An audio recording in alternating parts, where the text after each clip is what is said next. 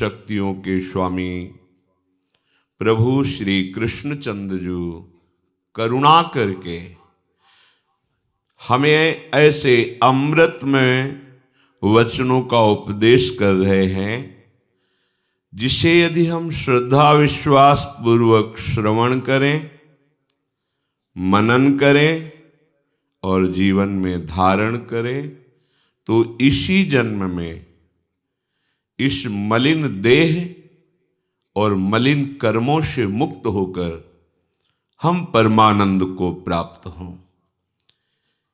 यही हमारे मनुष्य जीवन का चरम एवं परम लक्ष्य है। बहुत ध्यान पूर्वक श्रवण किया जाए। बड़ा एकांतिक गूढ़ प्रसंग है, यह अध्यात्म का प्रसंग है। जब आप इसे श्रवण करेंगे तो आपको पता चलेगा कि आपकी स्थिति कहाँ है।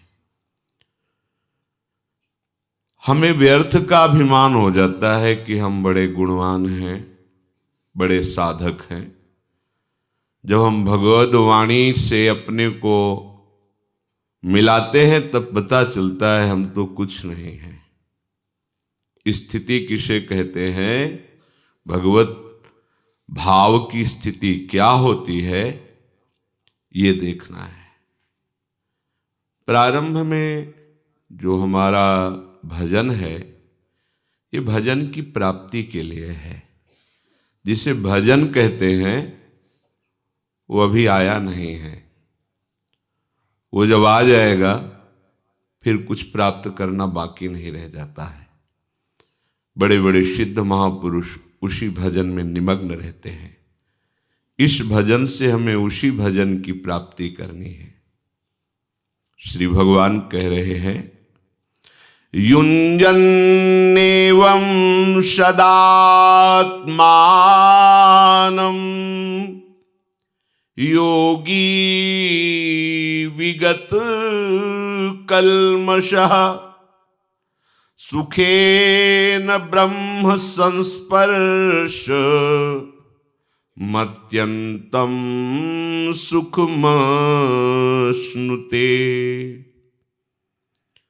जो इस प्रकार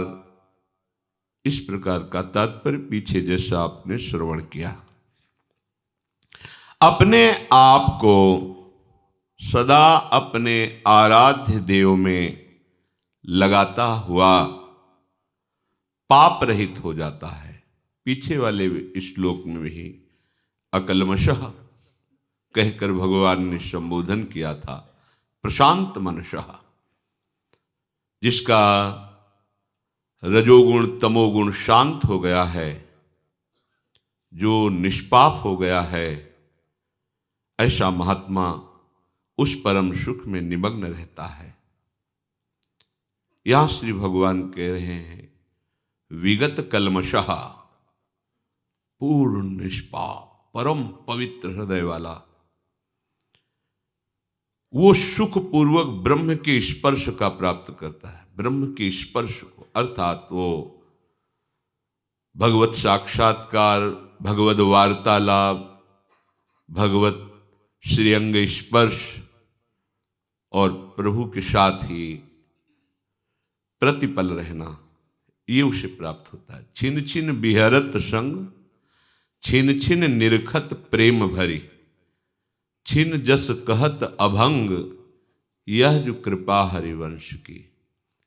छिन छिन रुदन करंत, छिन गावत आनंद भरी, छिन छिन हहर हसंत, यह जो कृपा हरिवंश की।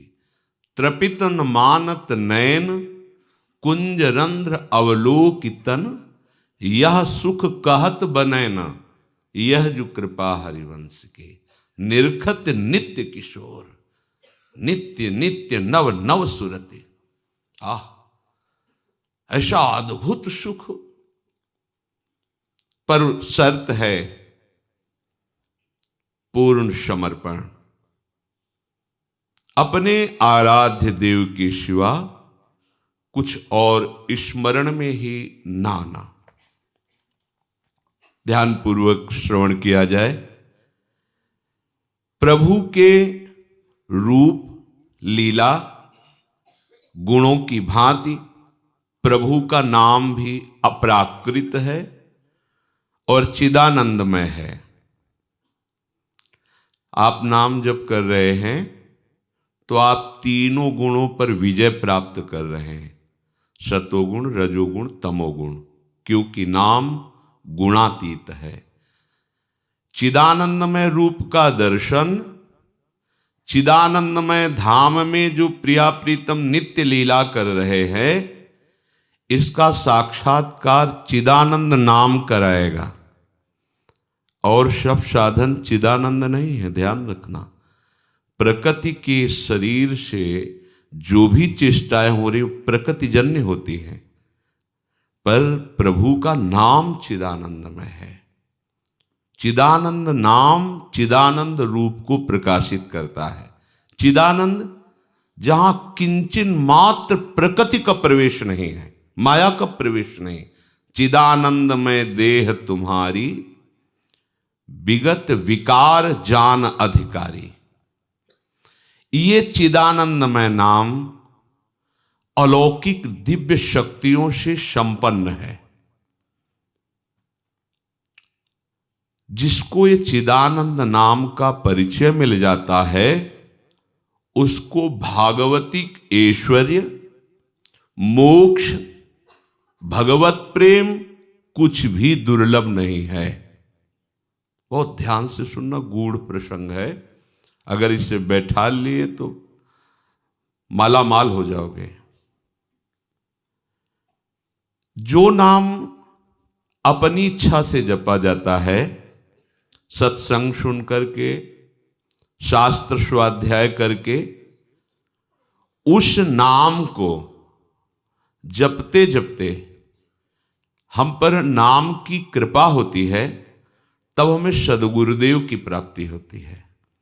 और जब गुरु प्रदत्त नाम होता है, वो शबीज नाम होता है। गुरु के श्रीमुख से निकला हुआ जो नाम है, जब हम विधि पूर्वक गुरु आज्ञा में रह करके उस नाम का जप करते हैं, गुरु आज्ञा में रह करके, तब उसके अंदर नाम की शक्ति जागृत होती है। नाम की शक्ति जागृत में प्रभाव सद्गुरुदेव का होता है। ध्यान दीजिए, अगर आप स्वेच्छा से नाम जप कर रहे हैं, वो मंगल भवन नाम है, आपका मंगल करेगा, आपके दुरति का पाप का नाश करेगा, आपको सद्गुरु की प्राप्ति कराएगा। वो व्यर्थ नहीं जाएगा, पर उससे दिव्य लीला में आप प्रवेश पा जाएं, असंभव। वो मार्ग ही है।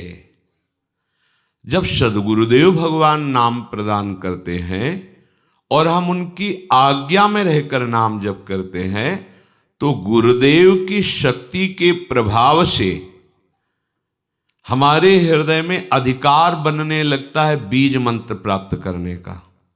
बड़ा सुंदर क्रम है।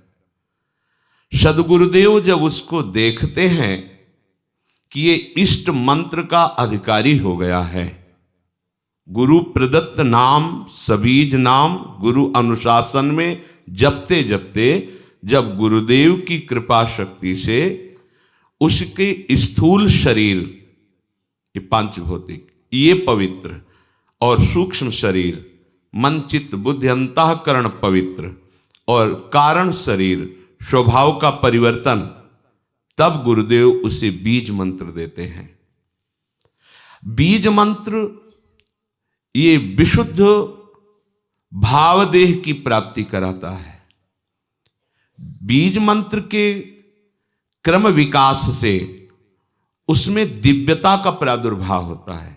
क्रम विकास से आप कितना अधिक मंत्र में तन्मय हो रहे हैं, कितना अनुशासन से युक्त हैं, कितनी पवित्रता का निर्वाह कर रहे हैं, कितनी आपके अंदर एकाग्रता है, कितनी देर मंत्र में टिकते हैं, उसके अनुसार देह एवं मन की सारी मलिनता दूर हो जाती है और बीज मंत्र से सिद्ध स्वरूप का उदय होता है। उस उपासक के हृदय में भावदेह जिसे कहते हैं। मंत्र सिद्धि आचार्य परंपरा से है, आपको मंत्र सिद्ध करने की जरूरत नहीं है, सिद्ध मंत्र है। इस मंत्र में प्रियता, अधिक समय तक टिके रहना, बहुत समय तक निज मंत्र ही चल रहा है, इससे आपकी पहले भूत शुद्धि होगी, पंचभूत आपके शुद्ध होंगे जिनसे शरीर रचा है। फिर चित्त शुद्ध होगा, इसके बाद स्वभाव शुद्ध होगा आपका। वो स्वभाव ही जहां शुद्ध हुआ तहां भावदेह का अनुभव होने लगेगा, बीज मंत्र से, निज मंत्र से। उस समय किसी भी अभाव की स्मृति नहीं रहती, अभाव, न उसे मोक्ष चाहिए न सिद्धियां, कोई अभाव नहीं। सोचो कैसी स्थिति। जिस समय स्वभाव शुद्ध हुआ, पहले भूत शुद्धि, चित्त शुद्धि, स्वभाव शुद्धि, अब जो भाव का प्रादुर्भाव हुआ तो यहां कोई भी अभाव नहीं है, किसी भी तरह की कोई चाह, कोई कामना, कोई पद प्रतिष्ठा, कुछ नहीं। ये अवस्था यद्यपि सिद्धावस्था के अंतर्गत मानी जाती है, परंतु इस प्रेम मार्ग की इस अवस्था में माता के गर्भ से उत्पन्न मलिन देह से प्रवेश नहीं हो सकता। इस देह का राग जब तक है, इसमें जब तक अपनापन है, तब तक आपका निकुंज रस में, देखो कहां है, गुरु प्रदत्त नाम जप से, मंत्र का अधिकार, मंत्र से समस्त भूतों की शुद्धि, स्वभाव तक की शुद्धि। अब भावदेह का प्रादुर्भाव, माता के गर्भ से उत्पन्न हुए देह से प्रवेश नहीं है, भावदेह से, गुरु प्रदत्त मंत्र से उप्रगट हुआ जो देह है, उससे बनिता पुरुष भाव मिट जाए, सेवे ललितादिक के भाय, मानसी गढ़े चित्त, उसके चित्त में ही अनुभव होने लगता है अपने दिव्य देह का, चिदानंदमय देह का। फिर वो मानो राजमार्ग पे खड़ा हो गया, राजमार्ग जैसे बना हुआ जीटी रोड, अब आंख मूंद के दौड़ने पर भी गिरने की संभावना नहीं, अब संभावना खत्म, माया अब उसको स्पर्श भी नहीं कर सकती।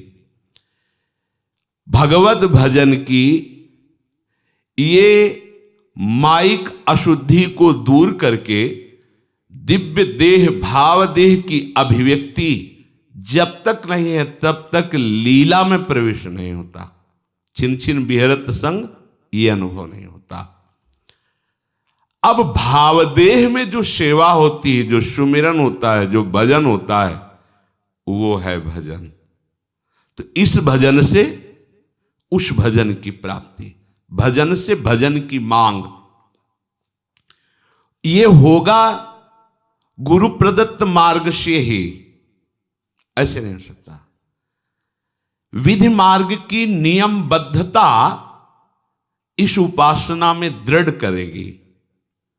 ये चैतन्य मंत्र अंदर जाकर के आपकी भावना को सार्थक करता चला जाएगा।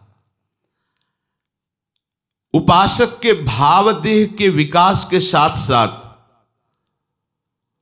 उसके सामने उसके आराध्य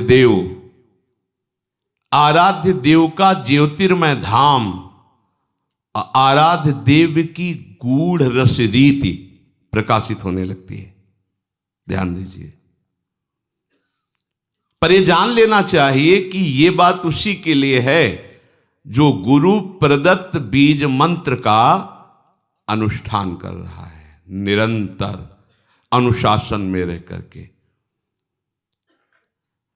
ये मंत्र वाच्य वाचक अभेद स्थिति पैदा कर देता है, अर्थात ये निज मंत्र ही नवनिवृत्त निकुंज विलासी युगल सरकार और उनकी आंतरिक प्रीति, मन मन की रुचि जानी, ये सामर्थ्य प्रदान करता है। गुरु प्रदत्त बीज मंत्र जब पवित्र साधक के हृदय रूपी खेत में पड़ता है तो इष्ट रूपी फसल तैयार हो जाती है। आहा, इसी बीज से वृक्ष का प्रादुर्भाव होता है, निकुंज का।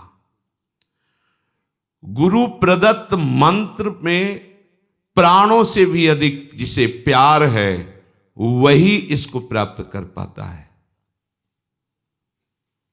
इस बीज मंत्र से प्राकृतिक जितनी भी सृष्टि है सबसे स्वाभाविक अरुचि पैदा हो जाती है और उसमें गुरु शक्ति का आधान होते ही इष्ट का स्वरूप प्रकाशित हो जाता है। नाम नामी जैसे अभेद है वैसे ही मंत्र और निकुंज अभेद है।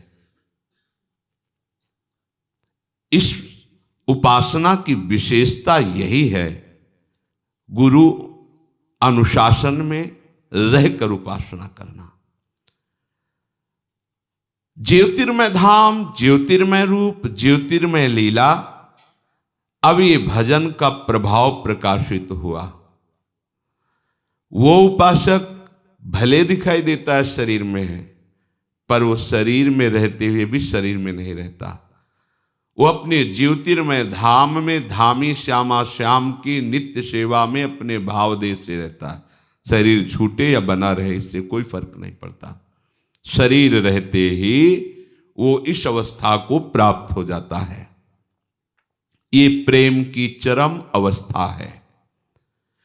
अब ऐसे महापुरुष में और इष्ट में बिल्कुल कोई अंतर नहीं रह जाता। विगलित होकर के एकीभूत हो जाता है। अब वो रस स्वरूप हो जाता है।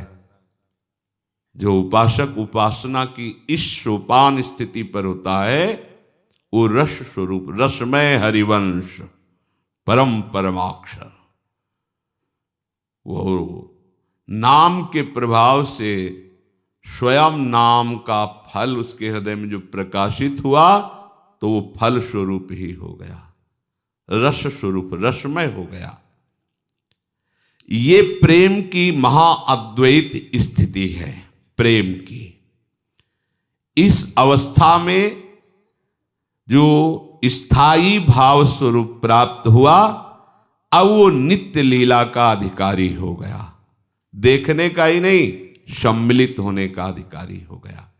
इसलिए इस उपासना में, भगवत प्रेम की उपासना में हमारे हृदय में क्या हो रहा है ये प्रतिपल हमें देखते रहना चाहिए। उपासक के लिए बहुत सावधानी की बात है, एकांत में अपने हृदय का निरीक्षण करते रहना और अपने प्रभु से प्रार्थना करते रहना। क्या प्रार्थना? केवल तुम्हें पुकारूं प्रीतम, देखूं एक तुम्हारी ओर, अर्पण कर निज को चरणों में, बैठूं हो निश्चिंत विभोर। प्रभो एक बस तुम ही मेरे, हो सर्वस्व सर्व सुख सार। प्राणों के तुम प्राण, आत्मा के आत्मा, आधे आधार। भला बुरा सुख दुख शुभ अशुभ, मैं न जानता कुछ भी नाथ। जानो तुम्ही करो तुम सब ही, रहो निरंतर मेरे साथ, भूलू नहीं कभी तुमको मैं, भूलू नहीं कभी तुमको मैं, स्मृति ही हो बस जीवनाधार, आए नहीं चित्त मन मति में कभी दूसरे भाव विचार, एकमात्र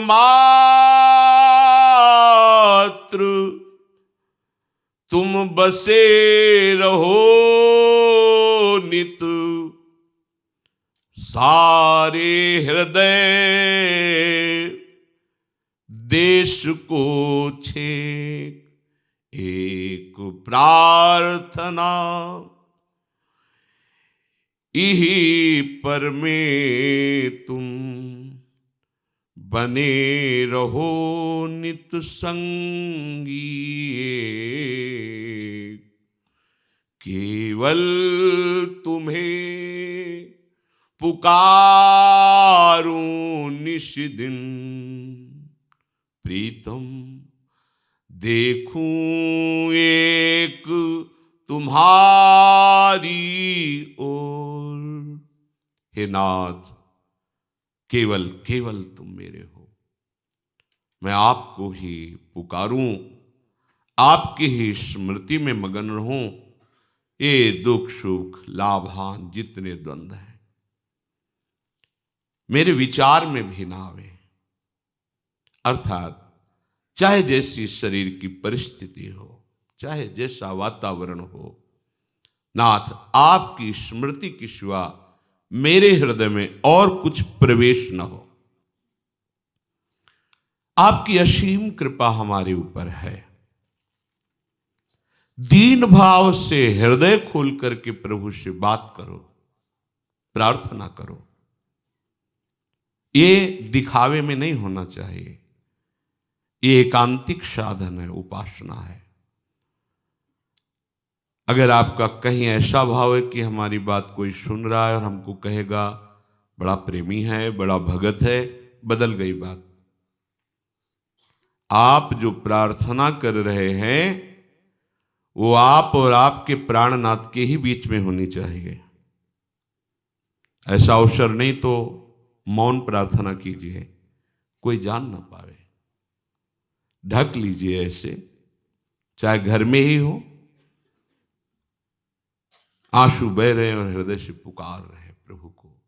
मेरी सामर्थ्य नहीं कि मैं ऐसी साधना की चढ़ाई पर चढ़ सकूं, और प्रभु आपके लिए दुर्लभ कुछ नहीं है। पंगुम लंघयते गिरिम, लंगड़ा भी सुमेर पर्वत को पार कर जाए। नाथ आपकी अपार सामर्थ्य है, आप हम पर कृपा करो। और ये कृपा हम केवल भजन के लिए मांग रहे हैं, और कुछ मांगे भी तो मत देना, केवल अपना भजन दे दीजिए।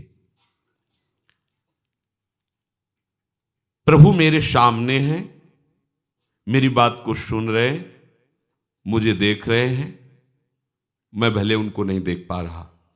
कैसे प्रार्थना करनी है? प्रभु मेरे सामने हैं, मेरी प्रत्येक बात सुन रहे हैं, मुझे देख रहे हैं, मैं मलिनता के कारण भले उनको नहीं देख पा रहा हूं। सत्य सिद्धांत है, प्रभु तुम्हारे सामने है, तुम्हारी बात सुन रहे हैं, इसमें संशय मत करना। क्योंकि हर समय हर जगह कण कण में प्रभु विराजमान तो मेरे सामने वो हैं, मेरी बात वो सुन रहे हैं। जब आपकी भावना पवित्र और दृढ़ होगी तो आपको दिखाई देने लगेगा कि वो सामने है।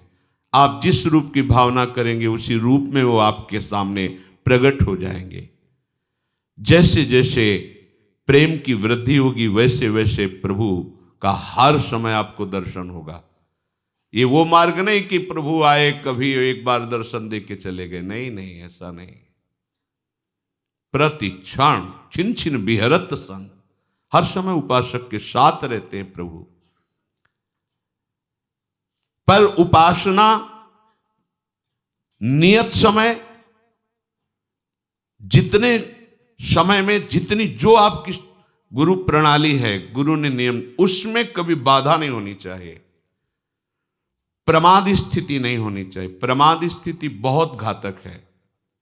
रोज तो जाते हैं, आज रहने दो, क्या 2 बजे से उठना, नहीं नहीं, जब तक शरीर में प्राण है, चेतना है और हम चल सकते हैं, तब तक ऐसा नहीं होने देंगे, शरीर को आप पहुंचाएंगे। अगर आप कष्टों से लड़ना नहीं सीखेंगे तो आप ऐसी महामहिम स्थिति को कैसे प्राप्त कर पाएंगे।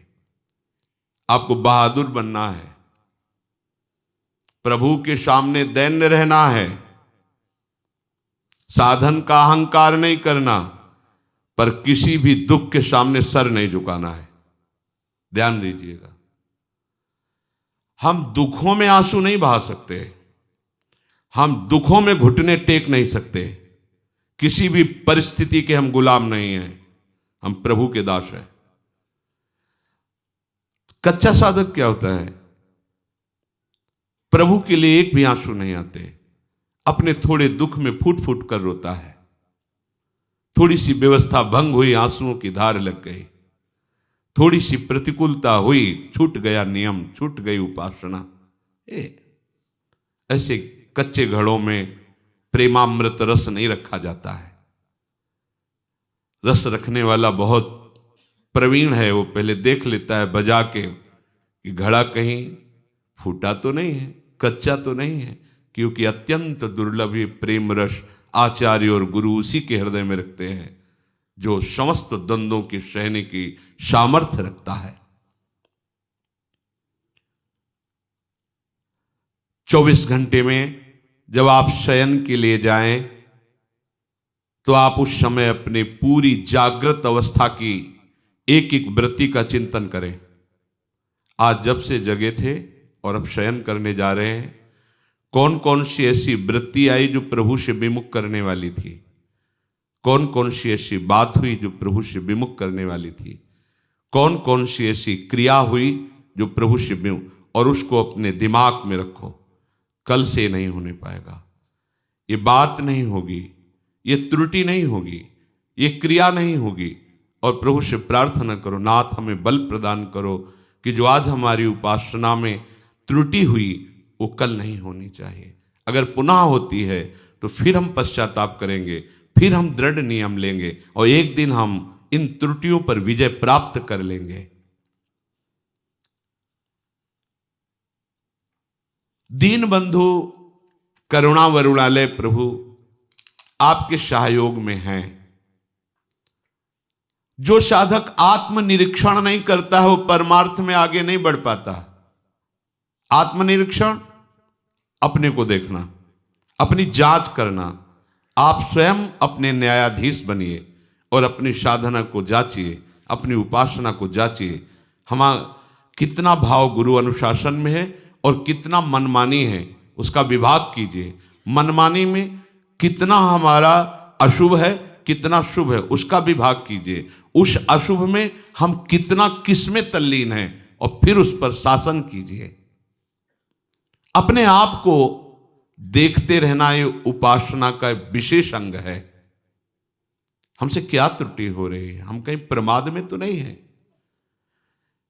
यह विषयी पुरुष का लक्षण है। कौन क्या कर रहा है, कहां जा रहा है, यह उपासक का कार्य नहीं है।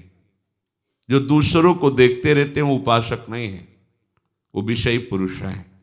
या जो महापुरुष जगत को नामामृत उपदेशामृत से परम कल्याण की तरफ ले जा रहे हैं वो देख सकते हैं। अपने को चाहिए कि अपने को देखना है कि हम कहां कहां फंस रहे हैं, कहां कहां आज्ञा उल्लंघन कर रहे हैं, कौन सी बात मन की मान रहे हैं, कौन सी बात गुरु की मान रहे हैं, शास्त्र की मान रहे हैं। साधक को तो अपने निरीक्षण से ही फुर्सत नहीं मिलती, वो दूसरे के विषय में क्या देखेगा, क्या बोलेगा।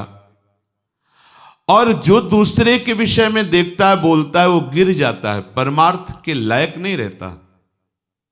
ध्यान देना है, जो दूसरे के विषय को देखता रहता और बोलता रहता है, वो गिर जाता है, अर्थात तो परमार्थ का साधक नहीं होता। आपको देखना है आप कहीं रुक तो नहीं गए, आपकी कहीं विपरीत दिशा तो नहीं हो गई है। ऐसा तो नहीं है कि आप बाहर से वेशधारी हो, बाहर से आप परम पवित्र देश में रह रहे हो और अंतर से विषय चिंतन कर रहे हो, अंतर से विषयी वस्तु व्यक्ति स्थान का संग कर रहे हो, तो मान लीजिए आप भ्रष्ट हो रहे हैं, आपका मार्ग ठीक नहीं है, आप उपासक नहीं हैं। फिर सुनिए, उपासक को देखना है कि बाहर से पुण्यात्मा का परम पवित्र वेश धारण किए हैं, बाहर से परम पवित्र पुण्य देश में रह रहे हैं और अंतर से विषयों का चिंतन हो रहा है, विषय वस्तु व्यक्ति स्थान का संग कर रहे हैं, तो आप भ्रष्ट हैं। भ्रष्ट हो जाएंगे नहीं, आप भ्रष्ट हैं, अर्थात भ्रष्ट माने गिरे हुए, आप अपने मार्ग से गिर चुके हैं, आप उपासक नहीं हैं।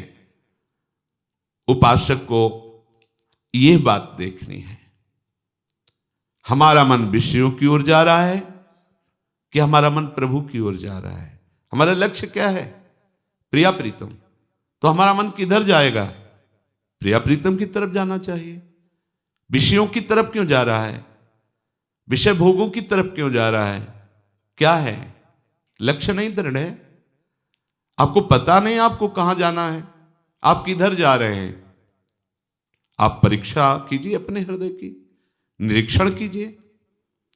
साधक इसी परीक्षा में पास होकर उपासना की ऊंचाई पर चढ़ता है। जिसका मन विषयों से हट हट कर बार बार आराध्य देव की ओर जा रहा है, पर बीच बीच में विक्षेप विषय डाल रहे, उसे चिंता नहीं करनी, वो उन्नति की ओर जा रहा है। जो बाहर से सब कुछ भागवतिक है, लेकिन अंदर से केवल विषय चिंतन और उसको पश्चाताप भी नहीं है, वो चाहे जितने जन्म ऐसे बना रहे, कोई लाभ लेने वाला नहीं। वर्ष नहीं कह रहे, जन्म, चाहे जितने जन्म, लाभ नहीं मिलने वाला। नियत बुरी है उसकी, नियत बुरी है। और जो बार बार अपने मन को प्रभु में लगाता है, विवश होकर विषय चिंतन बन जाता है, तो उसको जलन होती है। ये ठीक रास्ते पर है, इसकी नियत अच्छी है, उद्देश्य अच्छा है, वो जा रहा है अपने प्रीतम की ओर, वो मुड़ गया है अपने प्रीतम की ओर। सबसे पहली साधक को यह वृत्ति देखनी है कि तुम्हारी गति मुड़ी है कि नहीं प्रभु की तरफ। बहुत बहुत अमृतमयी बात, आपकी गति प्रभु की तरफ मुड़ी है कि नहीं। बाहरी परिवर्तन नहीं है, बाहर से छोड़ करके पवित्र भूमि पे आकर वास कर रहे, बाहरी वेश छोड़ करके पवित्र वेश धारण किए हुए हैं, पर हमारी आंतरिक वृत्ति कहां जा रही, आंतरिक वृत्ति कहां जुड़ी हुई है, आप किस मोड़ से जा रहे हैं, ये आपको पता होना चाहिए। विषयाभिमुख जीवन को मोड़कर प्रभु के सम्मुख करना, यही तो उपासना है। यदि हम बाहरी भेष पवित्र है, पवित्र देश में रहते हैं, चिंतन विषयों का करते हैं, बाहरी त्याग दिखाकर मान प्रतिष्ठा चाहते हैं, तो हमारा जीवन विमुखता की तरफ जा रहा है, भगवद विमुखता की तरफ, दुर्गति की तरफ जा रहा है। ध्यान दीजिए, हम ठीक रास्ते पे नहीं हैं। यदि जीवन ऐसे व्यतीत कर दो, कुछ नहीं हाथ लगेगा। और यदि आपने अंदर से अपना रास्ता चयन किया है, परमार्थ लक्ष्य निश्चित किया है, श्यामा श्याम, और बार बार प्रयासरत हैं उनके नाम रूप लीला गुण का चिंतन गायन, तो आपकी चाल में देर हो सकती है, पर मार्ग में है, इसलिए प्राप्ति में देर नहीं होगी।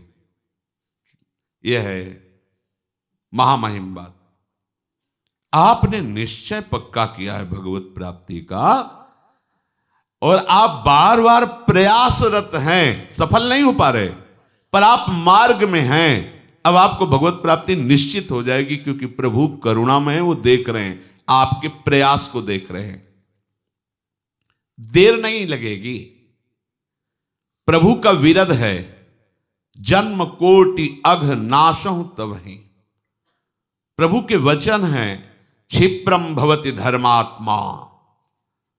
अपने को देर की चिंता नहीं है, अपने को मार्ग की चिंता रखनी है। हम किस मार्ग के पथिक हैं और चल कहां रहे हैं, ये अंदर से देखते रहिए। विपरीत मार्ग पर कदम न रखने पाए, कदम न रखने, राजी न हो जाए अंदर के चिंतन से किसी विषय में, नहीं तो विपरीत मार्ग में दौड़ पड़ेंगे। ठीक रास्ते पर चले, ठीक रास्ते पे चल रहे हैं, इसकी पहचान भोगों में अरुचि पैदा होना। प्रारंभ में ही भोग अच्छे न लगना। जब भोग ही अच्छे नहीं लग रहे तो भोग वार्ता, अलम विषय वार्तया नरक कोटि बीभत्सया। बंद करो, करोड़ों नरकों के द्वारा जैसे घृणित भोग, ऐसे इनकी वार्ता बंद करो। ये बड़े भयावने दुख प्रदान करने वाले गंदे, ये गंदी बातें, अलम विषय वार्तया। प्रारंभ में ही उपासक जब सही मार्ग का पथिक होता है तो भोगों में अरुचि होने लगती है। प्रभु में, प्रभु के नाम रूप लीला में उसकी प्रियता होने लगती है। सीधी कसौटी यही है, आपका 24 घंटे में कितना समय प्रभु के नाम रूप लीला धाम के चिंतन में जाता है और कितना विषय में। आंतरिक बात है, आंतरिक। ये मन में देखें, मन में हमारी वृत्ति यदि विषयों की ओर अधिक बढ़ रही है, विषय चिंतन बढ़ रहा है, तो समझना चाहिए कि बाहरी कुछ भी है, पर अंदर से हम विषय की तरफ जा रहे हैं, प्रभु की तरफ नहीं। चाहे आप रहने के स्थान में बड़े किसी प्रसिद्ध मंदिर में रह रहे हो, साक्षात सत्संग भवन में रह रहे हो, या भगवान के किसी पवित्र धाम में रह रहे हो, पर आपके अंदर के भवन का जो वातावरण ठीक नहीं है, तो बात नहीं बनी है। तुम्हें अपने भवन में सोहनी पोछा लगाना है, इसे साफ करो। अपने हृदय की मलिनता को दूर करो। इस कूड़ा करकट को बाहर निकाल फेंको। अंदर तुम्हें झाड़ू लगा करके, पोछा लगा करके पवित्र करना है, क्योंकि हृदय मंदिर में यदि भगवत स्मृति नहीं हुई, भगवत चिंतन नहीं हुआ, ये सब कूड़ा करकट विषय चिंतन है, तो यहां जो वर्णन कर रहे कि आप भले किसी प्रसिद्ध मंदिर में ही रात दिन रह रहे हैं, सत्संग भवन में रह रहे हैं, या भगवान के धाम में रह रहे हैं, आपका मार्ग ठीक नहीं है। जैसे कोई कहे वृंदावन धाम की इतनी महिमा है, और आप यहां ऐसी बात करें, दूसरा कोई बोले तो बोले, आप तो समझो धाम की क्या महिमा है। तो धाम का प्रभाव क्या है? भजन गहे फिरे बाह, वृंदावन बस के इतनो बड़ो सयान, जुगल चरण के भजन बिन निमिष नतीजे जान। वृंदावन इह विधि बसे तज के सब अभिमान, तृणते नीचो आपको जाने सोई जान। भजन, यहां इस विशेष महिमा है कि यहां भजन के परमाणु हैं। आपको भजन करने में ज्यादा परेशानी नहीं पड़ेगी, बड़ा सहयोग मिलेगा। पर भजन ना हो तो करोगे क्या? विषय चिंतन, विषय क्रीड़ा। तो ये विषय क्रीड़ा का धाम थोड़ी है, ये तो प्रिया प्रीतम की नित्य प्रेम लीला स्थली है। फिर तो भारी अपराध बनेगा। तुम्हारे पास कम समय है, ज्यादा विचार करने का समय नहीं कि क्या करूं क्या ना करूं। राग द्वेष युक्त पुरुष यदि कहीं भी रहेगा तो राग द्वेष ही फैलाएगा। एक एक वृत्ति अंदर से दूर करो। कुछ राग द्वेष युक्त शास्त्र स्वाध्याय करके उपदेशक बन जाते हैं, अपने हृदय के राग द्वेष को दूर नहीं कर पाते, तो उनके उपदेशों में पाया जाता है वो शैव और वैष्णव इसी पक्ष को लेकर एक दूसरे की निंदा करते हैं, उपासकों की उपासना की निंदा करते, किसी एक का पक्ष लेके दूसरे को नीचा दिखाना, ऐसे इसी में जीवन वो अपना सार्थक समझते हैं। उपासक को इन सब पचड़ों में नहीं फंसना, अपने मन को इस कसौटी पर कसते रहना है कि आराध्य देव की ओर आपकी कितनी अधिक से अधिक वृत्तियां जा रही है। यदि भोगों की ओर से मुख नहीं मोड़ोगे तो अभी चलना ही प्रारंभ नहीं किया, लक्ष्य की प्राप्ति कैसे होगी। अपने जीवन को प्रभु के सन्मुख कर लेने का मतलब है अंतर की एक एक वृत्ति से प्रभु का निरंतर चिंतन होना। तभी तो कह रहे अकल्मषम, निष्पाप हो जाता है। जिसने अंदर की वृत्ति को प्रभु के चिंतन में नहीं लगाया और बाहर से बड़ी मेहनत वाली सब अंदर से विषय चिंतन, तो कह रहे ये ऐसा ही हुआ जैसे कई लोग भांग छान करके नौका विहार करने के लिए नाव में बैठे विश्राम घाट में और खेना प्रारंभ किया, भुजाएं तक थक गई, पसीना से लथपथ हो गए, किनारा नहीं आया। आपस में विचार करने लगे कि किनारा क्यों नहीं आया। परिश्रम तो बहुत कर रहे हैं, समय बहुत लगा, लेकिन राह तो पूरी नहीं हुई, अभी किनारा ही नहीं आया। तो उतर करके उसको सावधानी पूर्वक जांच की तो बोले यार खूंटा से नाव खोलना ही भूल गए, क्योंकि भांग के नशे में थे। खूंटा से नाव खोलना ही भूल गए और पूरा का पूरा श्रम लगा दिया। बस ऐसी ही कुछ हमारी दशा हो जाती है जब हम अहमता ममता शरीर में लेकर, शरीर संबंधियों में लेकर, भोगों में लेकर के इस मार्ग पर चलते हैं। बहुत दौड़ लगाई और कितने 50 वर्ष, लेकिन हो कहां? बोले एक कदम आगे नहीं है। क्यों? बोले खूंटा से ही नाव नहीं। एक अहमता ममता ये जग में है दुखदाई, ये जब श्री जी की ओर लगे तो होत परम सुखदाई। तात मात सुत दार देह में मति अर्जय मति मंदा, हित किशोर को है चकोर तू लख वृंदावन चंदा। खूंटे से नाव ही नहीं खोली और वह 50 वर्ष की साधना। हाँ माना वो उसकी बाद में थक गई, खेते खेते पसीना आ गया, लेकिन एक कदम भी आगे नहीं बढ़े। क्यों? अहमता ममता का परिवर्तन नहीं किया। सुख का केंद्र संसार ही माना। भले साधन परमार्थिक दिखाई दे रहा है, लेकिन साध्य विषय चिंतन है, विषय भोग है, संसार है। एक कदम भी आप नहीं चले परमार्थ पे, चाहे जितना समय व्यतीत कर दिए हो। इसलिए यहां अवस्था को नमस्कार नहीं किया जाता, यहां स्थिति को नमस्कार किया जाता है। 16 वर्ष की अवस्था है और हजारों वर्ष की अवस्था वाले महात्मा खड़े होकर नमस्कार करते हैं भगवान सुखदेव जी को। स्थिति गुरुदेव नारद जी अपने शिष्य 5 वर्ष के भक्त प्रहलाद जी की यश का गान कर रहे हैं, ध्रुव जी के यश का गान कर रहे हैं। अवस्था 5 वर्ष की, स्थिति महापुरुषों की, तो नारद जी गुरुदेव अपने शिष्य के यश का गान कर रहे हैं। अपना अधिकार, अपनी रुचि, अपने आराध्य देव में, विषयों में अधिकार नहीं, विषयों में रुचि नहीं। चाहे योग मार्ग के पथिक हो, भक्ति मार्ग के, ज्ञान मार्ग के, किसी भी मार्ग के हो, रास्ते अनेक हैं, पर वस्तु जो मिलनी वो तो एक ही है ना। अभी तक तुम ये तय नहीं कर पाए हो कि तुम्हें जाना कहां है। चल रहे हो, ये कहां जा रहे हो पता नहीं, वो हालत हमारी है। चल रहे हैं, भगवत मार्ग के पथिक दिखाई दे रहे हैं बाहर से, अंदर से विषयों का चिंतन, मान प्रतिष्ठा का, राग द्वेष का, छोटी छोटी अनुकूल प्रतिकूल परिस्थितियों में है छड़े रुष्टा, छड़े तुष्टा, रुष्टा तुष्टा, छड़े छड़े। कहां के पथिक हो? परमार्थ के, परमार्थ के। भूल कर रहे हो, खड़े रहोगे एक कदम आगे नहीं बढ़ पाओगे। आरंभ में साधक को दो बातें देखनी ही होंगी।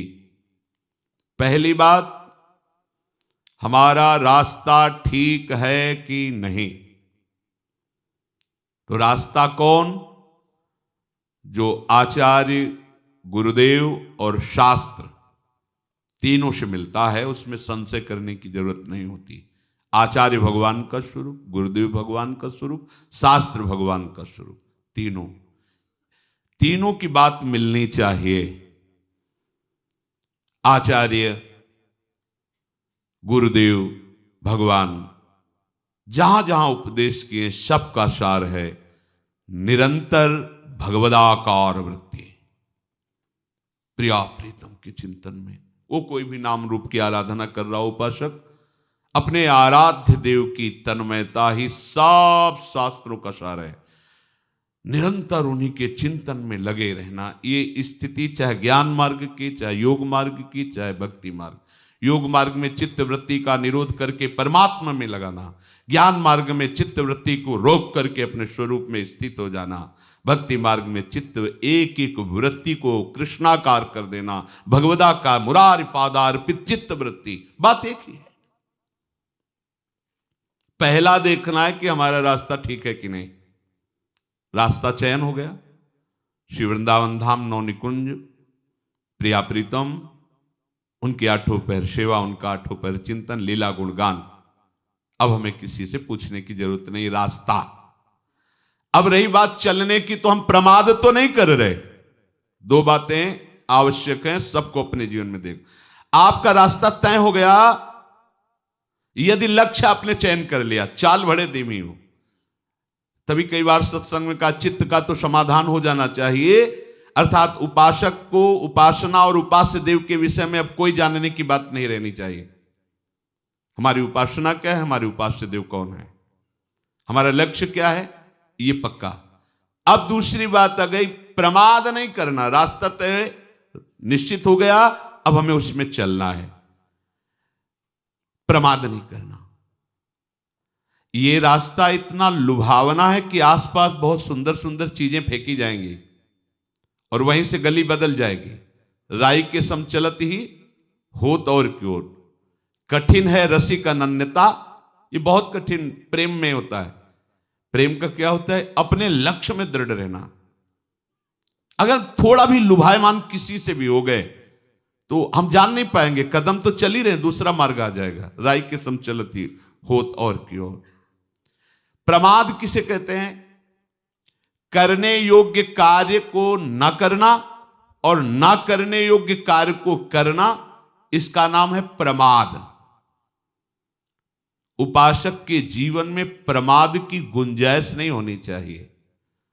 ना करने योग्य को कभी नहीं करेंगे, करने योग्य को छोड़ेंगे नहीं, चाहे जैसी परिस्थिति हो। दोनों में चाहे जैसी प्राण चले जाए, पर जो नहीं करना है वो नहीं करना है, चाहे प्राण चले जाए, जो करना है वो करना है। देखो ऐसा, तब प्रमाद आपको घेरेगा नहीं, नहीं तो प्रमाद घेर लेता है, पक्का प्रमाद घेर लेता है। प्रमादी उपासक नहीं हो सकता, प्रमादी भगवत मार्ग का पथिक नहीं हो सकता। दोनों बातें हैं, समझो। जो प्रमादी है वो भगवत मार्ग का पथिक नहीं हो सकता, जो भगवत मार्ग का पथिक है वो प्रमादी नहीं हो सकता। ये मार्ग ऐसा है कि ऐसे ऐसे बुरे लोग भेजे जाएंगे आपके पास कि वो आपको अपना परम हितैषी और मित्र अपने को अनुभव कराएंगे और आपको घसीट करके विपरीत मार्ग में खड़ा करके छोड़ के चल देंगे। सावधान, पहले से बताया जाता है कि इस मार्ग में ठग हैं, चोर हैं, आसपास से। आप अगर मार्ग से नहीं हटे तो आपको नहीं ले जा पाएंगे, पर ये ऐसे हैं कि अपना बड़ा प्रेम दिखाएंगे, आपको ऐसा लगेगा बड़े सुख प्रदान करने वाले हितैषी हैं, और जे ही आप उनकी तरफ देखें तो आपको पता नहीं चलेगा, आपको लगेगा मार्ग में चल रहे हैं। नहीं, वो बातचीत करते हुए आपका मार्ग बदला दिए, आप अलग हो गए। प्रभु की ओर बढ़ने वाला उपासक सावधान रहे। जो भगवद आश्रयी होता है उसको यद्यपि कोई भ्रष्ट नहीं कर सकता, पर सावधान रहे। साधन खूब करना है पर भरोसा साधन का नहीं रखना है, भरोसा प्रभु का रखना है। जैसे आप पूछेंगे कि इसका भाव क्या है? साधन खूब करना, सदाचार से रहो, ब्रह्मचर्य से रहो, सत्य बोलो, किसी की हिंसा मत करो, पवित्र, बड़े ये सब साधन के अंतर्गत आता है। पर हमें भरोसा इनका नहीं है, भरोसा हमें प्रियाजू का है। तो इनको छोड़कर हमें गंदी बातें नहीं करनी, भरोसा इनका नहीं रखना, आचरण यही करने पवित्र, पर इसका अगर भरोसा कर लेंगे तो अहंकार हो जाएगा। भरोसा श्री जी का, और बात तो श्री जी की करुणा से ही बननी है। जो भगवद आश्रयी होता है उसे कोई भ्रष्ट नहीं कर सकता। भगवद आश्रयी उपासना करते हुए अनेकों विघ्न आएंगे, उन विघ्नों को परास्त करने की सामर्थ्य केवल भगवद आश्रय में होती है। बड़ा सूक्ष्म विषय है ये। साधना में, उपासना में विघ्न आएंगे पक्का। उन विघ्नों को परास्त करने की सामर्थ्य या उन विघ्नों से बचने की सामर्थ्य भगवद आश्रय से प्राप्त होती है। प्रभु का आश्रय लेकर प्रभु की उपासना करते हुए आगे बढ़ते रहो, कोई भी विघ्न तुम्हें गिरा नहीं पाएगा। जो प्रभु की उपासना के साथ प्रभु का आश्रय नहीं लेते वो प्रायः गिर ही जाते हैं। ध्यान दीजिए, जो प्रभु की उपासना साधना तो कर रहे हैं पर आश्रय प्रभु का नहीं है, वो प्रायः गिर ही जाते हैं, क्योंकि उनको अपना बल होता है। जे ज्ञान मान विमत्त तव भव हरनि भक्ति न आदरी, ते पाई सुर दुर्लभ पदादपि परत हम देखत हरि। जो अपने ज्ञान, अपनी साधना, अपने नियम संयम के अभिमान में है, वो ऊंचे ऊंचे पदों पर भी जाकर उनको भ्रष्ट होते देखा गया है। लेकिन भगवद आश्रयी, जो भगवद आश्रयी है उसका गिरना नहीं होता। विश्वास करी सब आस परिहरी, दास तव जे होई रहे, जप नाम तव बिनु श्रम तरई, भवनाथ सो समराम है। ये भागवती की उपासना कर रहे हैं, साधना कर रहे हैं, पर आश्रय प्रभु के चरणों का नहीं है, तो ऊंचे ऊंचे पदों में जाकर भी भ्रष्ट होना पड़ेगा। और विश्वास करी सब आस परिहरी, दास तव जे होई रहे, तो जप नाम तव बिनु श्रम तरही, भवनाथ सो समराम है। आह, हे नाथ, जो विश्वास करके अन्य समस्त भरोसा, आश्रयों का, आशाओं का त्याग करके केवल आपके दास हो गए, वो आपका नाम जप कर अनायास सहज में भवसागर से पार हो गए। साधन से भी गिराया जा सकता है, पर भगवत आश्रयी को नहीं। महापुरुषों ने कैसी सूक्ष्म सूक्ष्म बातें आंतरिक साधना की निकाली हैं कि आप कहीं गिर नहीं सकते। साधन से गिराया जा सकता है, पर भगवद आश्रयी को नहीं। उपासकों के लिए बहुत सी बातें हैं, अपने आप को देखते रहना है। हमें बाहर देखने की फुर्सत नहीं होनी चाहिए, अपने भीतर देखना है। आप जब से उपासना में लगे हो तो दोष बढ़ रहे हैं या घट रहे हैं, भगवत भजन बढ़ रहा है या नहीं, हर समय सावधान। आप अच्छे से समझ लो, आपका जीवन इस सूत्र पे आधारित होना चाहिए। तदर्पिता अखिलाचारिता तद्विस्मरणेन परम व्याकुलते। एक एक आचरण आपके भगवान को समर्पित होने चाहिए, प्रभु को, और कोई भी क्षण स्मरण नहीं छूटना चाहिए। स्मरण छूटने पर व्याकुलता आप स्मरण नहीं कर रहे तो व्याकुलता क्या होगी? बहुत कष्ट होता है कि कितनी कृपा लाडली जू ने की, धाम दिया, वैराग्य का मार्ग दिया, केवल भजन आपका कार्य है, फिर भी आप भजन नहीं कर रहे हैं। केवल भजन आपका कार्य, कुछ कार्य नहीं, कोई जिम्मेवारी नहीं, कोई ऋण नहीं आपके ऊपर, आप फिर भी भजन नहीं। प्रमाद स्थिति, वो सब क्रियाएं जो आपको पतित कर दे। क्यों? हम छोड़ नहीं पाते, इसलिए छोड़ नहीं पाते क्योंकि प्रभु के नाम को नहीं पकड़ा, प्रभु के चरणों के आश्रय को आपने आज तक नहीं पकड़ा। भले भक्त वेश है, भले भक्त बनकर धाम में रह रहे हो, लेकिन आपने प्रभु को नहीं पकड़ा, प्रभु के चिंतन को नहीं पकड़ा, प्रभु का आश्रय नहीं पकड़ा। यदि आपका चिंतन बढ़ रहा है, दोष घट रहे, ठीक मार्ग पर। यदि दोष नहीं घट रहे, भजन नहीं बढ़ रहा, भोगों से विरक्ति नहीं हो रही है, प्रभु में अनुरक्ति नहीं हो रही, प्रभु की स्मृति छूट रही है, आप गलत मार्ग पे हो। देख लियो, अंदर से देख लियो। स्मृति में आनंद आए या ना आए, ये एक अलग बात होती है। हम भजन कर रहे हैं, भजन में आनंद नहीं आ रहा, अलग बात है। क्या अलग बात है? ये अनेक जन्मों के दुर्गति का नाश हो रहा है, अनर्थों का नाश हो रहा है, इसलिए आपको अभी आनंद नहीं आ रहा, पर आपका मार्ग सही है, स्मृति चल रही, भजन चल रहा, आपको आनंद निश्चित मिलेगा। लेकिन स्मृति ही नहीं है, भगवत स्मृति ही नहीं है, विषय स्मृति, विषय आकर्षण नहीं, मार्ग ठीक नहीं है। अशांति तुम्हें लगनी चाहिए। एक क्षण के लिए भजन छूटे तो हृदय में अशांति लगनी चाहिए। कैसे ऐसे हो गया? कैसे ऐसे हो गया? प्रभु की ओर जा रहे हो, तुम्हारी शांति बढ़नी चाहिए, अनुभूतियां आनी चाहिए। अरे दिव्यता की, अनंत शक्तियों की भरमार पड़ जाएगी, आप चलो तो सही मार्ग में।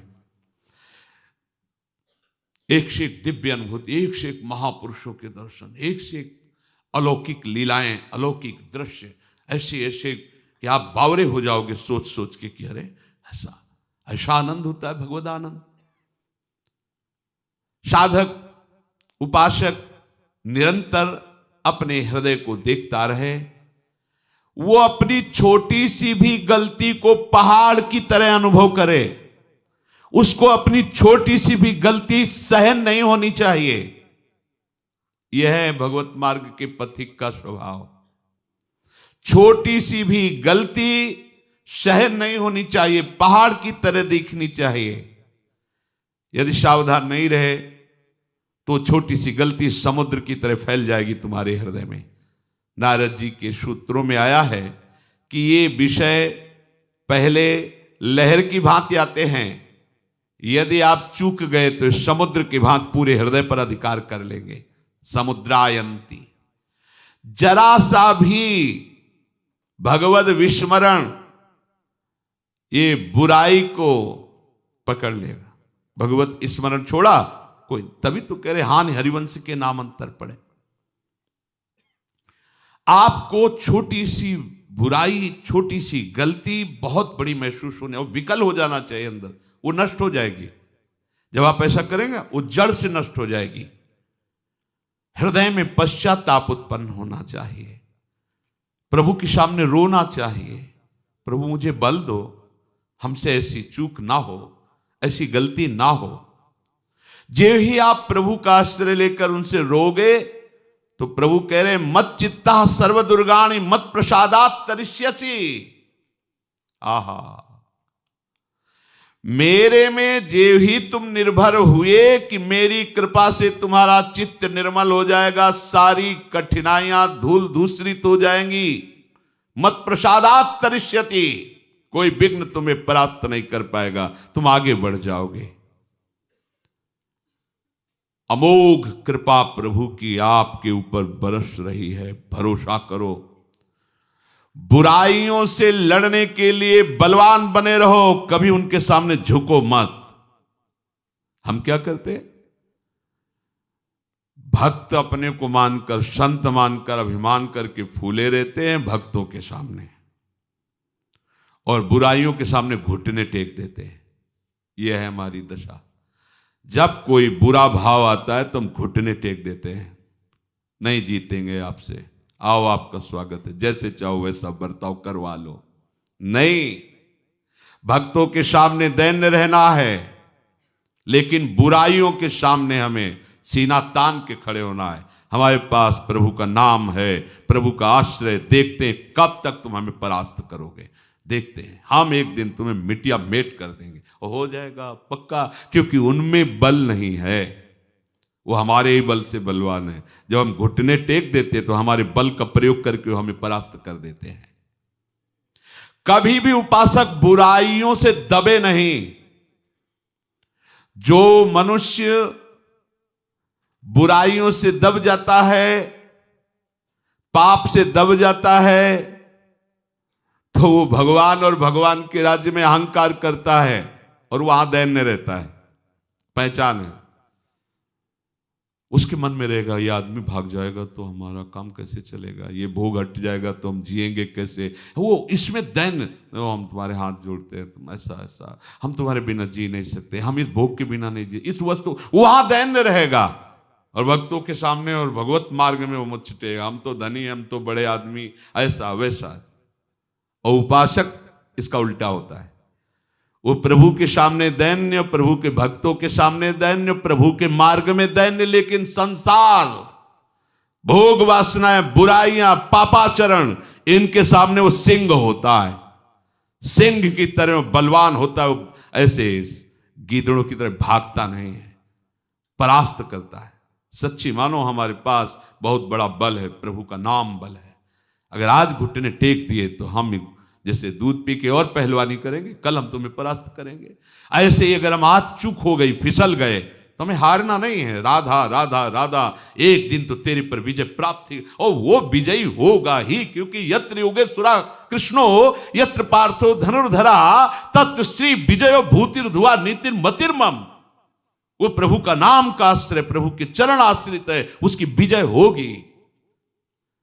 अभिमान इनते न्यारे, बहुत ध्यान देने योग्य विषय है। प्रभु के सामने दीन रहो, भक्तों के सामने अभिमान मत करो, साधन मार्ग में अभिमान मत करो, लेकिन भोगों के सामने सीना तान के डटे रहो, नहीं परास्त होंगे तुमसे। जब आप भक्तों के सामने अभिमान करोगे तो वहां घुटने टेकने ही होंगे, और जब आप इधर दैन्य रहोगे तो इस दरबार में जो डरता है उसे माया की ताकत नहीं, काल की ताकत नहीं कि डर अभय होए जो तुम्हें डराई। जो भक्त और भगवान से दैन्य होकर के इस बात से डरता रहता है कोई गलती न बन जाए, उसे समुझ जाए शरण ते डरत ना काल डर। वो काल से भी नहीं डरते, इन विकारों की तो बात जाने दो। आहा, मैं तो ही अब जान्यो संसार, बाध न सके मोहि। क्यों? हरि के बल, अरे प्रकट कपट आगार। मैं तो ही जान्यो अब संसार, ए संसार, अब मैं जान गया हूं, अब तुम मेरे को नहीं बांध पाएगा। क्यों? क्योंकि मेरे पास हरि नाम बल है, हरि चरण आश्रय है। ए कपट के आगार, तूने विविध रूप धर के मुझे फंसाया, लेकिन अब लो नसानी, अब नहीं पायो नाम चार चिंतामणि, उर करते न खसई हो, अब लो नशानी। अब बहुत हो गया, अब नहीं, परास्त नहीं हूं। 100 बार हारेंगे लेकिन फिर भी हम खड़े ही होंगे और तुम्हें परास्त करेंगे। काम, क्रोध, लोभ, मोह, मद, मत्सर, तुमने बहुत कपट जाल फैलाकर हमें परास्त किया, बहुत हो गया, अब नहीं, अब नहीं, अब लो नशानी। अरे उठो, हरि के अंश हो, हरि नाम जप रहे हो, हरि आश्रित हो, इससे बड़ा कोई नहीं कि तुम्हें कोई परास्त कर सके। जो ऐसी निष्ठा वाला होता है उसके हृदय में स्वयं आकर भगवान बैठ जाते हैं, और ये विकार सपरिवार मारा जाता है। ये है बात। जैसे आप ललकार रहे हैं, हरिनाम जापक हैं, तो हमारे सर्वसमर्थ स्वामी की दृष्टि है उस पर। देखा कि अकेले था तो ललकार रहा था, लेकिन ये तो पूरा परिवार आ गया विकारों का, तो क्या करते हैं, उनको तुरंत विभीषण पाछे मेला, सन्मुख राम से ये हमारा बच्चा है, अब तुम्हें तो क्या बोले, स्वयं भगवान आकर उसके हृदय पर विराजमान हो जाते हैं और विकारों को सपरिवार नष्ट कर देते हैं। ये बात हुई। अब उसके हृदय में ना ही न रहो ही माठ, राज्य शासन प्रभु का है, वहां कोई भी विकार प्रवेश नहीं कर सकता। तो जब तक ऐसी स्थिति नहीं आए तो उपासक को भोगों से बचना चाहिए, और यदि बरबस कोई भोग सामने आ जाए तो ललकारते हुए वहां से डरना नहीं है, राधा राधा राधा और निकल जाना चाहिए। वहां ये ले कि वही बैठ जाओ, ले डरना नहीं है, राधा वो छुएगा नहीं तुम्हें जब तक तुम नहीं छुओगे। खास बात है, भूत है, तुम आवाहन नहीं करोगे, तुम छुओगे नहीं, तुम्हें नहीं छुएगा, डरवाएगा दूर से आपको प्रलोभन देगा, भय देगा, कोई भी विकार छुएगा नहीं। बहुत सरस होता है। ये ऐसा जहर फेंका जाता है कि आप दौड़ करके हरि नाम छोड़कर, हरि को छोड़कर वो जहर पी लोगे। ऐसा है, ये जहर नहीं नजर आएगा, लगेगा कि हमारे भजन का फल है। सच्ची कह रहे, ऐसा लगेगा कि जीवन हो गया ना, मार इतने कष्ट सहते, आज भगवान की कृपा हम पे हुई, देखो ऐसा। आप भोगो, सब भोग आनंद लीजिए, ये है जहर। बहुत सावधान, छूना नहीं, वो आपको छुएगा नहीं, डरना नहीं, नाम के बल पर बढ़ते चले जाओ। अगर रुक गए, देखते कैसा है, बस गए, कैसा है, तो यद्यपि हरि सर्व सामर्थ्यशाली है, करो सदा तिनके रख। फिर जानते हो हरि क्या करते, इतने पे भरी बाजार पे पिटवा देंगे, तुम्हें लगेगा इज्जत चली गई, इज्जत ले चली गई, तुम्हारी इज्जत बचा ली हरि ले, देखो ना। अब आप कहोगे कि ऐसे भगवद आश्रित, ऐसे भक्त के ऊपर कैसे हो सकता है जो भगवान के आश्रित है? नारद जी भक्त कम है क्या? भगवद आश्रित कम है क्या? एकांत में शांत बैठे, साफ था कि जितनी देर गाय दुही जाती उतनी देर के ज्यादा साफ था उनका, दक्ष प्रजापति। लेकिन हरि स्मृति में ऐसे लीन हुए कि सांप की गति बाधित हो गई। बहुत काल तक ध्यानस्थ,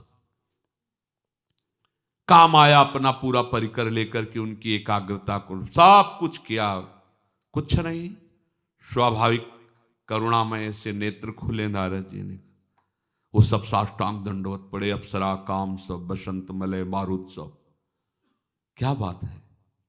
तो उनका भगवान, हमको भेजा गया था आपको पतित करने के लिए, लेकिन हमारा कोई भी प्रभाव आप पे नहीं पड़ा, हरि कृपा, जाओ आनंदित। वो डर रहे थे कहीं सांप न दे, जाओ।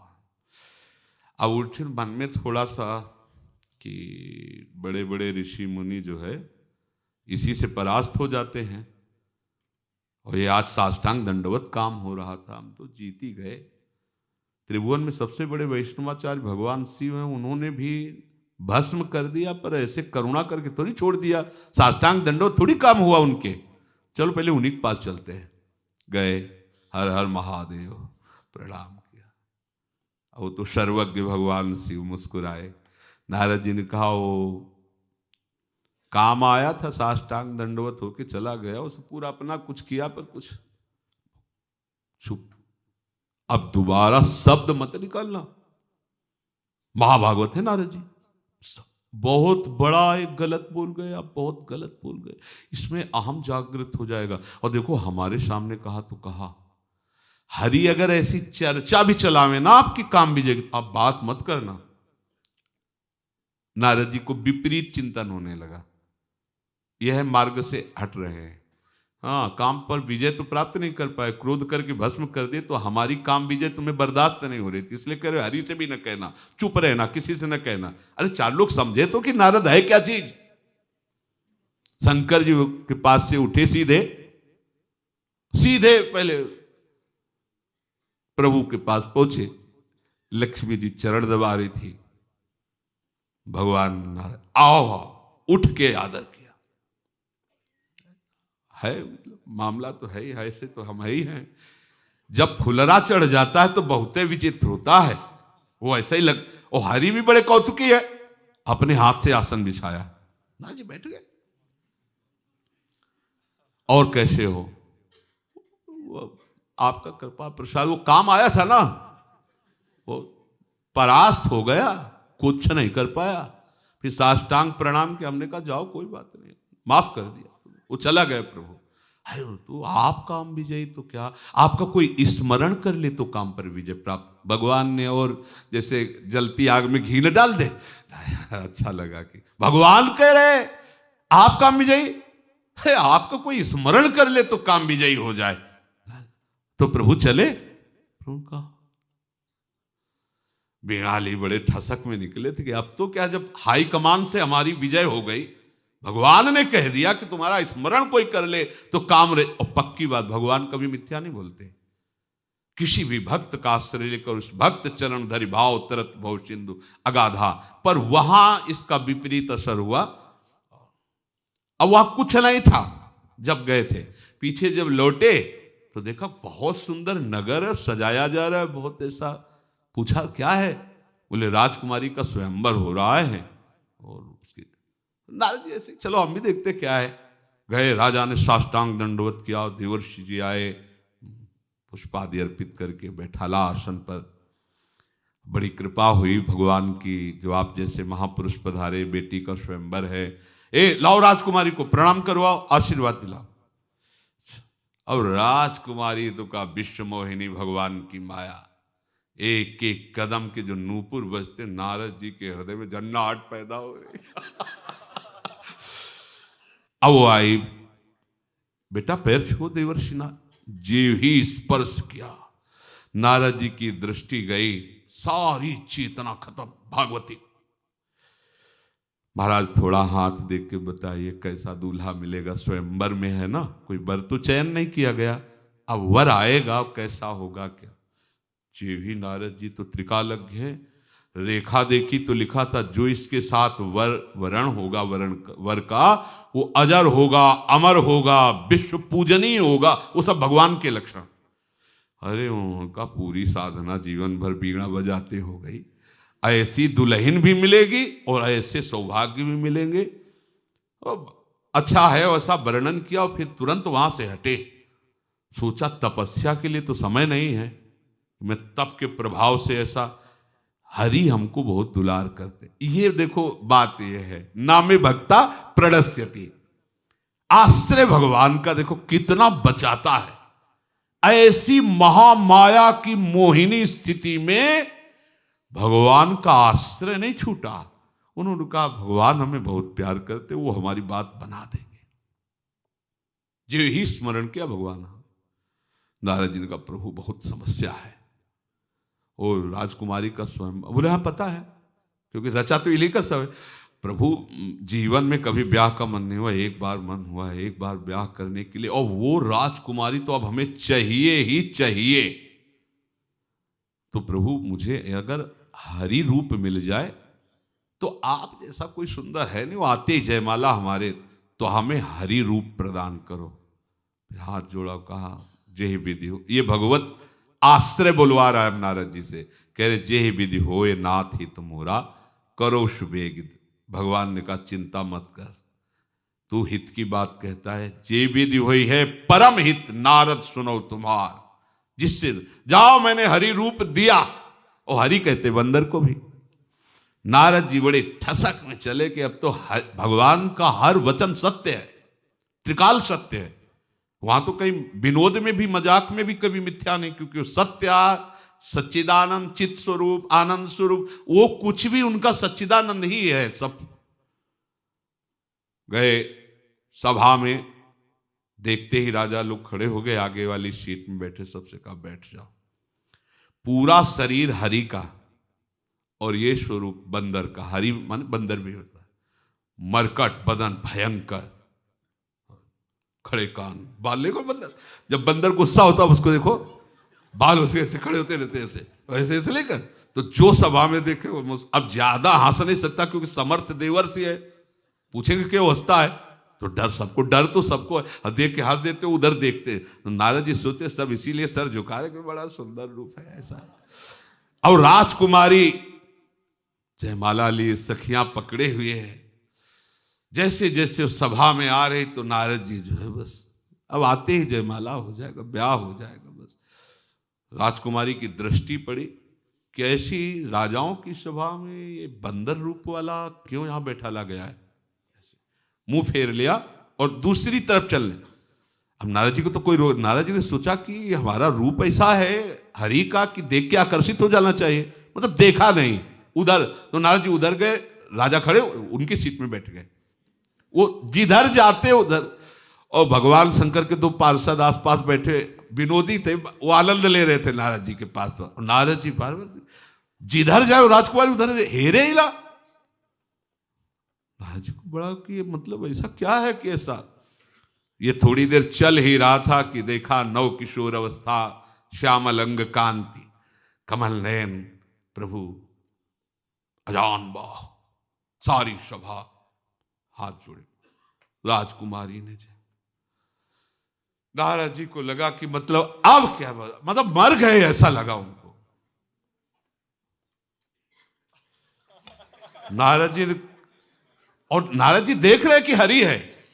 नारद जी ने कहा अच्छा, भगवान को कहा कपटी, जीवन भर माला चलाते तेरा हो गया जी। आज हमने मांगा था तुम्हारे पास, तो हमने तो जीवन में एक बार मांगा, उसको भी तुम ही ब्याह करके लिए जा रहे हो। भले भवल अब बायल दीना, पाओगे फलापन कीन्हा। आज छोटी मोटी जगह तुमने झगड़ा मोल ले लिया, नारद से लिया है। आज भले भवल अब बायल दीला, डाक डाक परिचय, परम स्वतंत्र सिर पर कोई भावे मन करो तुम सोई। आज मैं तुम्हें दिखाऊंगा। किनसे बात कर रहे हैं? हरि से। भागे बीणा लेकर के।